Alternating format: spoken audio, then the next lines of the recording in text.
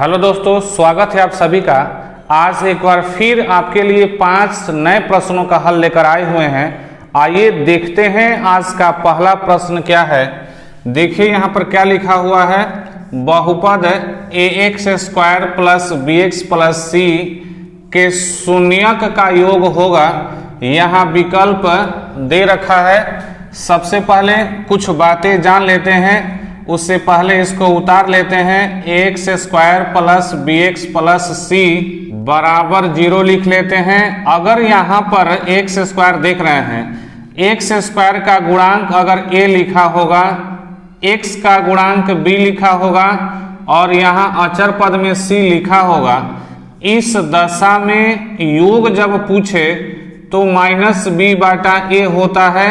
लेकिन अगर यह समीकरण ऐसे बना दिया bx² plus cx plus a बराबर 0 और योग पूछे यानी कि अल्फा प्लस बीटा का मान पूछे, उस दशा में इस सूत्र को लगा के बनाते हैं -b/a। अब माइनस को यहाँ पर उतार लेते हैं।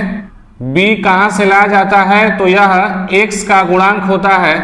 x का गुणांक यहाँ c लिखा हुआ है तो यहाँ लिखेंगे c। और a क्या होता है तो a x² का गुणांक होता है। यहाँ x² का गुणांक b लिखा हुआ है तो नीचे b लिखेंगे। ये इसका आंसर हो जाएगा। कब? जब समीकरण इस रूप में दिया हो तब। x² का गुणांक b दिया हो, x का गुणांक c दिया हो और अचर पद में a दिया हो, उस दशा में जब योग पूछे तो योग मतलब अल्फा प्लस बीटा, उस दशा में आंसर -c/b हो जाएगा। लेकिन a b c के रूप में अगर दे, उस दशा में आपका आंसर -b/a हो जाएगा। आइए देख लीजिए किसी विकल्प में है कि नहीं है। चौथा विकल्प आपका सही हो जा रहा है। दूसरा देखते हैं क्या लिखा हुआ है। बिंदु -5, -3 किस चतुर्थांश में है, यहाँ पर लिखते हैं दूसरा। और यहाँ पर अक्षों को बना लेते हैं x, x', y, y'। उसके बाद इसके बारे में कुछ जान लेते हैं। इसको क्या बोलते हैं? इसको बोलते हैं मूल बिंदु। क्या कहते हैं? मूल बिंदु, जिसका नियामक होता है 0, 0।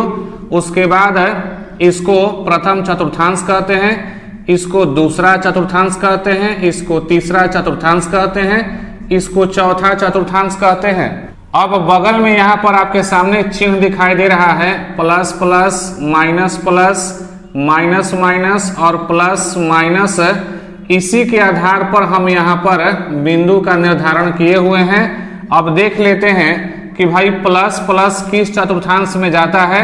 ये प्लस जो है, पहला प्लस को x बोलते हैं और दूसरे को y कहते हैं। इसका मतलब कि पहला प्लस जो है मूल बिंदु से आगे जाएगा और दूसरा प्लस यहाँ से ऊपर जाएगा। इसका मतलब कि किस चतुर्थांश में है?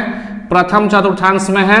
और प्रथम चतुर्थांश का जो चिन्ह होता है क्या होता है? प्लस कमा प्लस होता है। दूसरा देख रहे हैं माइनस कमा प्लस। माइनस मूल बिंदु से पीछे आएंगे और प्लस यहाँ से ऊपर जाएंगे, यानी कि दूसरे चतुर्थांश में जा रहा है। तीसरा लिखा हुआ है माइनस कमा माइनस, तो ये माइनस मूल बिंदु से पीछे आवेगा और दूसरा माइनस यहाँ से नीचे आवेगा। इसका मतलब कि किस में जा रहा है? तीसरे चतुर्थांश में जा रहा है। यहाँ आप देख रहे हैं प्लस कमा माइनस, ये प्लस मूल बिंदु से आगे जाएगा और ये माइनस यहाँ से नीचे आवेगा। यह चिन्ह जो है चौथे चतुर्थांश में आ रहा है। इसका मतलब कि जब कभी आपसे चतुर्थांश पूछे या पाद पूछे, उस दशा में अगर बिंदु में जो संख्या दिया रहता है, आपको इस संख्या को नहीं देखना है बल्कि इस संख्या के साथ लगे हुए चिन्ह को देखना है।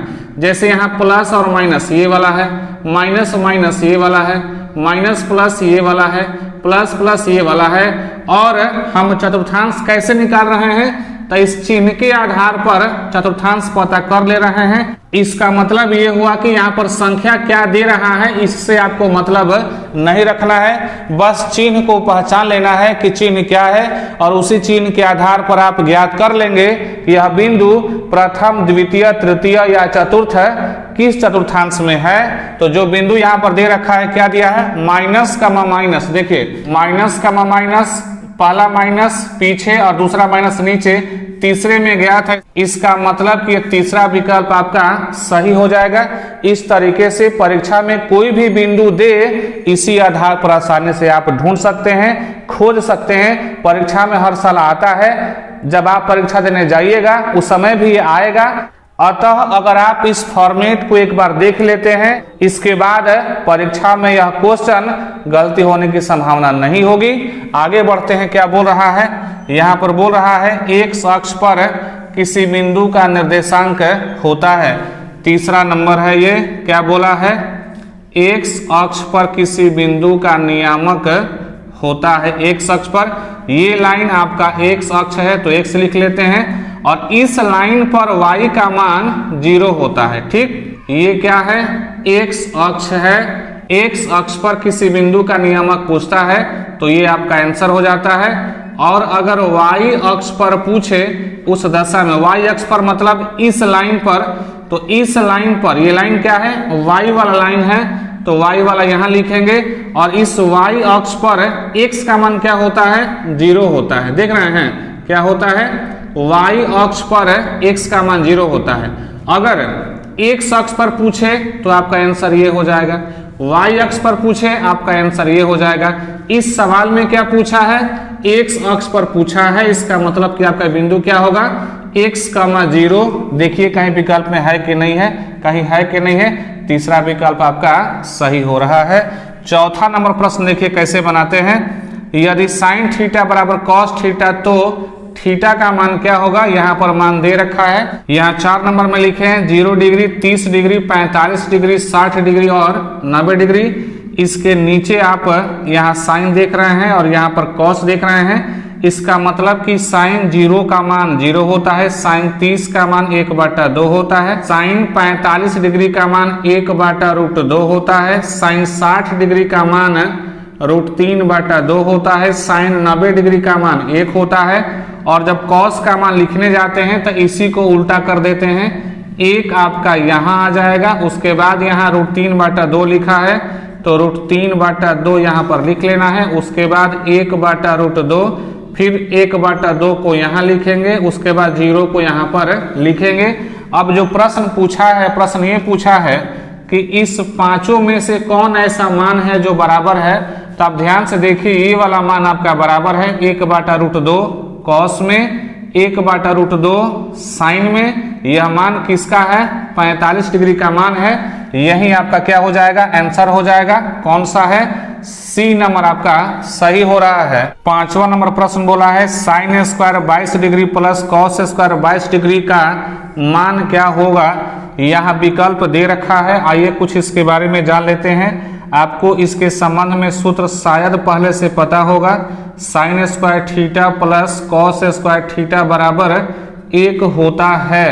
अब साइन स्क्वायर कॉस स्क्वायर आप यहाँ देख रहे हैं, बस अंतर क्या है? इस थीटा के जगह पर 22 डिग्री दे रखा है। तो मैं आपको बता दूं कि इस थीटा के जगह पर 0 डिग्री से लेकर के और 90 डिग्री तक कोई भी संख्या यहाँ पर दिया हो और दोनों संख्या बराबर होना चाहिए, उस दशा में इसका आंसर क्या होगा?